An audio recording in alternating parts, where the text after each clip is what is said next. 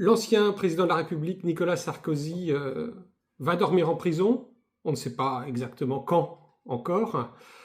Il semblerait qu'il ait été accusé d'association de malfaiteurs. Cela paraît surprenant. Alors, vous savez, dans cette affaire libyenne, la question d'un financement libyen de la campagne présidentielle de 2007 de Nicolas Sarkozy, la procédure a duré tellement d'années, hein, je rappelle qu'elle a commencé en 2012, elle a duré tellement d'années que en fait, il y a une petite musique qui s'est installée qui veut absolument prouver dans l'opinion que Nicolas Sarkozy est coupable. Et d'ailleurs, ça a favorisé le jugement qui a été rendu.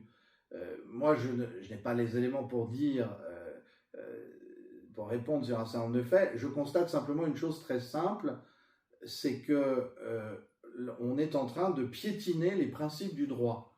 Ce que je veux dire par là, c'est que il y a d'abord quelque chose qui s'appelle la présomption d'innocence, qui fait la grandeur de la justice en Europe. C'est le Moyen-Âge qui a inventé ça. C'est le christianisme d'ailleurs qui a définitivement fait basculer le droit romain du bon côté. Et quelqu'un qui n'est pas reconnu coupable, tant qu'il n'est pas reconnu coupable, il est présumé innocent. Or là, ce qu'on a eu, c'est quand même incroyable, c'est que alors qu'il n'y a aucune preuve visiblement matérielle, aucune preuve qui ont pu être formalisée d'un financement, de transfert d'argent, Nicolas Sarkozy est considéré comme coupable. Donc il y a une présomption de culpabilité. Bon. La deuxième chose qui est extrêmement choquante, c'est que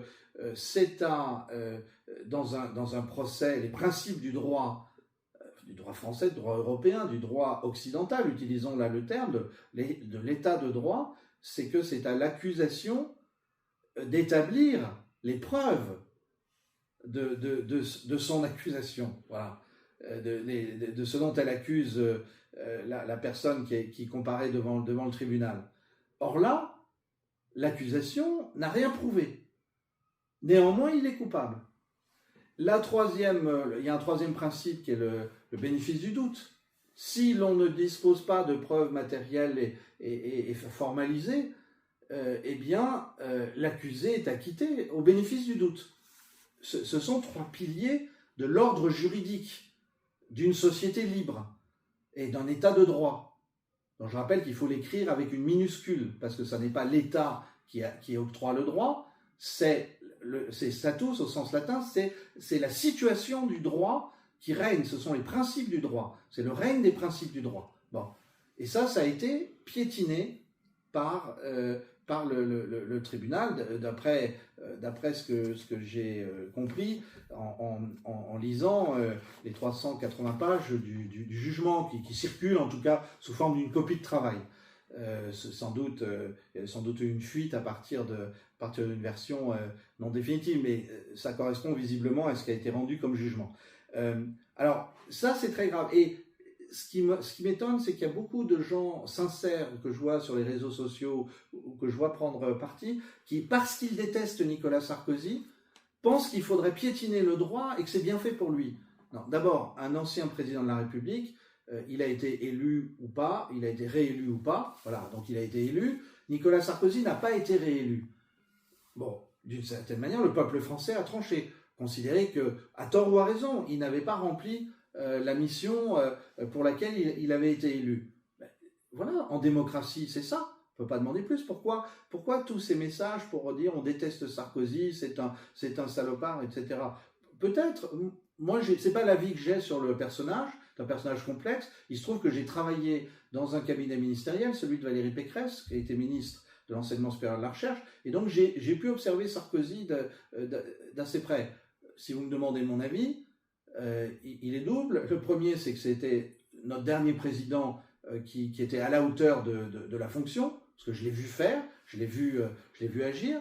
Deuxièmement, j'ai un avis plus négatif sur l'après, puisque je trouve incroyable, et ça nous amène en fait à élargir le sujet, je trouve incroyable la manière dont il a poignardé dans le dos François Fillon en 2017, au moment où François Fillon commençait à être déstabilisé par la justice.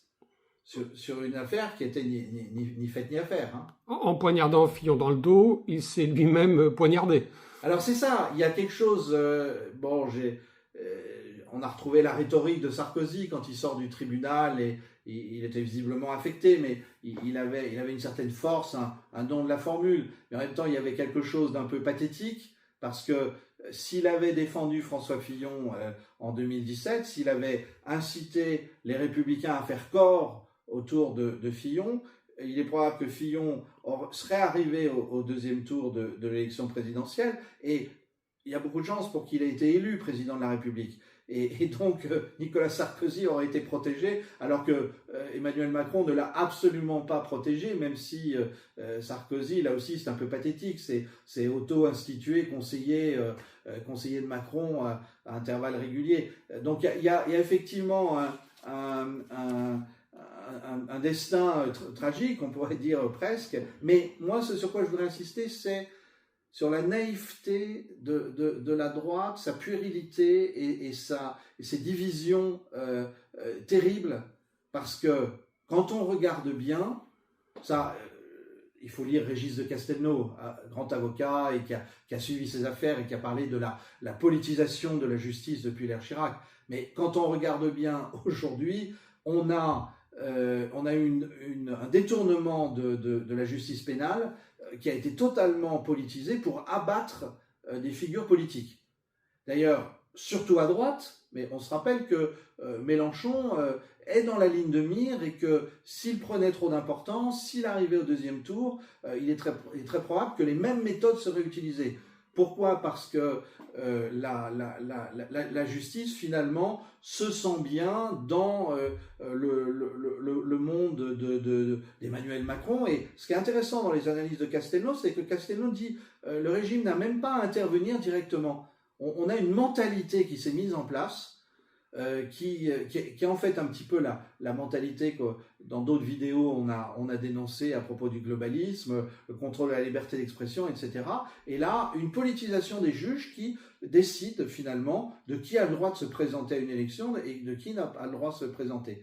Alors, Fillon, lui aussi, n'avait pas été très malin lorsqu'en 2012, il s'était gaussé de la mise en examen, de la première mise en examen ou 2013, je ne sais plus, de Nicolas Sarkozy. On n'imagine pas le général de Gaulle mis en examen, oui, sauf que ça l'a rattrapé le moment venu. Et donc, on a eu une espèce d'autodestruction chez les Républicains. Alors, on avait Marine Le Pen qui se réjouissait, qui disait « Ah ah, vous avez vu les deux là », sauf qu'elle aussi, ça l'a rattrapée, et par naïveté. J'ai posté un assez long article d'analyse sur mon blog où je compare le comportement de ces figures de droite françaises à Donald Trump. Donald Trump aussi a eu affaire à une justice extrêmement politisée. Mais lui, il n'a jamais baissé la garde, il n'a jamais tiré contre ceux de son parti, sauf les gens qui lui avaient été personnellement déloyaux, et il s'est battu jusqu'à dire je vais être réélu. Et je crois que c'est la grande différence, ce qui est terrible à droite en France, sont les querelles intestines, les divisions, c'est l'incapacité à identifier où est l'ennemi avec une vraie naïveté, et puis c'est finalement le fait que tous ces candidats n'auront pas été à la hauteur des attentes de ceux qui auraient eu besoin d'eux et qui leur faisaient confiance sur le plan électoral. Merci Édouard, là encore un sujet sensible sur lequel nous reviendrons peut-être dans les semaines qui viennent. À bientôt. Merci Cédric, je suis très content qu'on arrive effectivement à traiter ces sujets maintenant, et ça va être chaque semaine. Je rappelle que cette chaîne Libre Propos, elle est développée en même temps que mon canal Telegram Libre Propos qui existe. J'ai déjà plus d'1 million de personnes qui le suivent et j'espère bien que ça va augmenter. Et d'autre part, j'ai un blog sur Substack, edouardhusson.substack.com, dans lequel vous pouvez retrouver mes analyses écrites, des informations plus confidentielles que celles dont je parle sur YouTube. Et d'ailleurs, je lance le premier numéro paraît dans quelques jours, une lettre confidentielle pour ceux qui auront choisi ce niveau d'abonnement. En tout cas, merci à tous ceux qui me soutiennent et merci aux messages fort sympathiques que j'ai reçus déjà en commentaire à mes premières vidéos sur YouTube.